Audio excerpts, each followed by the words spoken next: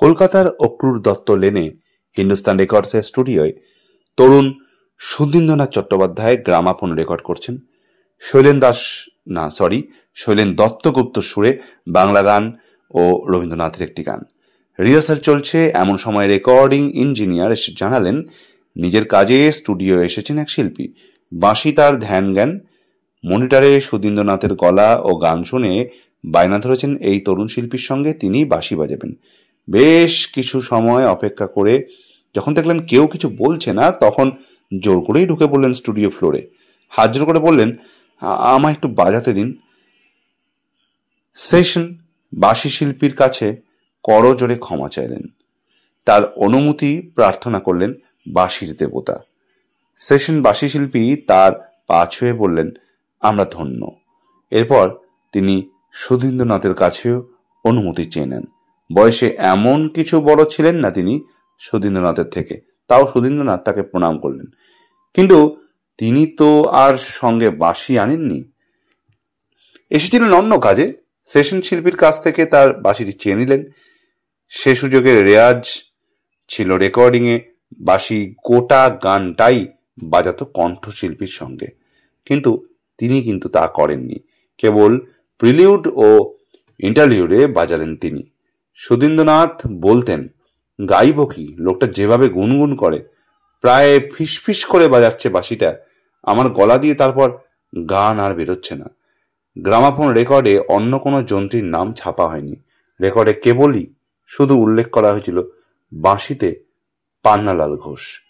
সারা জীবন ধরে সুধীন্দ্রনাথ বারবার বলে উঠেছেন, ভেবে দেখ, খোদ পান্না ঘোষ যেচে বাঁশি বাজিয়ে দিল রে। ও তো মানুষ না রে, ও তো দেবতা।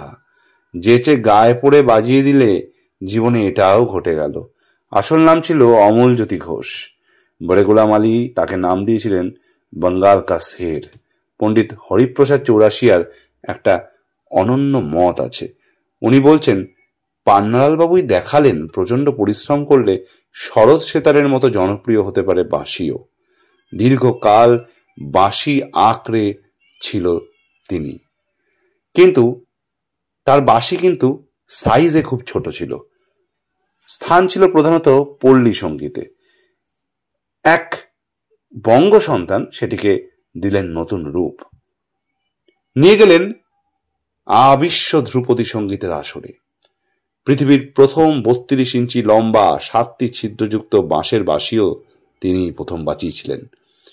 পৃথিবীর প্রথম 7 ছিদ্রযুক্ত বাঁশের বাজিটি বাজিয়েছিলেন ফ্লুট গড পান্নালাল ঘোষ। পান্নালাল ঘোষ বাঁশিকে করে তুলতে পেরেছিলেন কনসার্ট মেশিন। সেতার, শরৎ, সানাই, সারেঙ্গির সমান, অর্থাৎ ধ্রুপদী সঙ্গীতের আসরে যা একক গরিমায় বাজতে পারে মূল যন্ত্র হিসেবে। তথ্য বঙ্গদর্শন সংকলনে অহর্নিশ পেজ, ফেসবুক থেকে আমি এটি কালেক্ট করেছি। যদি ভিডিওটিকে ভালো লেগে থাকে তাহলে প্লিজ ভিডিওটিকে লাইক করবেন। আপনার পরিচিতদেরকেও দেখার সুযোগ করে দেওয়ার জন্য, ইনফরমেশনটা শেয়ার করার জন্য ভিডিওটিকে শেয়ার করবেন। আর প্লিজ আপনার ভালো লাগলে আপনার মূল্যবান পজিটিভ মন্তব্যটি করতে ভুলবেন না। আর যদি কিছু বলার থাকে, সাজেশন দেওয়ার থাকে, খারাপ লেগে থাকে, যাই থাকুন না কেন, সেটাও কমেন্ট করে জানাতে ভুলবেন না। কারণ তবে আমি বুঝতে পারবো যে কোথায় ত্রুটি বিচ্যুটি আছে না আছে, বা কি চাইছেন আপনারা, কি ধরনের ভিডিও চাইছেন সেগুলো বুঝতে পারবো। তাই কমেন্টটা খুব এক্সপেক্টেড। আর প্লিজ যদি ভালো লাগে চ্যানেলটির পাশে থাকবেন, বরাবরের মতো ভালোবাসা দেবেন, তার জন্য চ্যানেলটিকে সাবস্ক্রাইব করে দেবেন। নমস্কার, খুব ভালো থাকবেন।